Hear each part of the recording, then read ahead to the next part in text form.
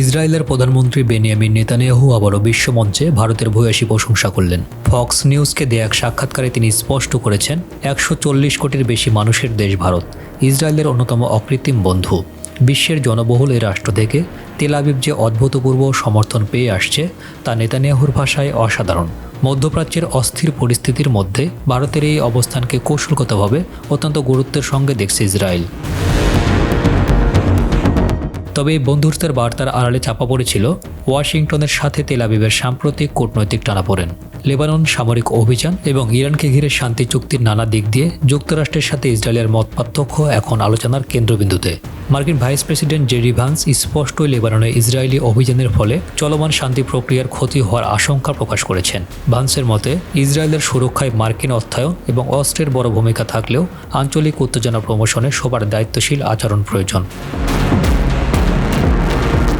Donald ট্রাম্পের সাথে ব্যক্তিগত সম্পর্কের অবনতির গুঞ্জনকেও এদিন সরাসরি নাকচ করে দিয়েছে নেতানিয়াহু।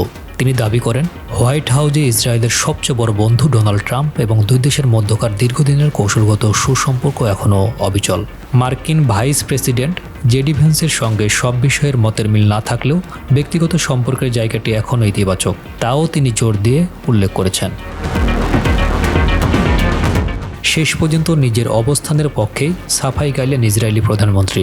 লেবাননের সীমান্তবর্তী এলাকায় ইসরায়েলি বাহিনীর উপস্থিতি প্রসঙ্গে তিনি দাবি করেন, স্থানীয় খ্রিস্টান গ্রামগুলো নিরাপত্তার স্বার্থে তাদের সাহায্য চেয়েছিল। আত্মরক্ষার অধিকারের ওপর জোর দিয়ে নেতানিয়াহু জানান, যারা ইসরায়েলকে ধ্বংস করতে চায় তাদের বিরুদ্ধে কঠোর প্রতিশোধ গড়ে তোলাই এখন মূল লক্ষ্য। ভূ রাজনীতির এই নতুন সমীকরণে নেতানিয়াহুর এইসব বক্তব্য এখন বিশ্বজুড়ে নতুন আলোচনার জন্ম দিয়েছে।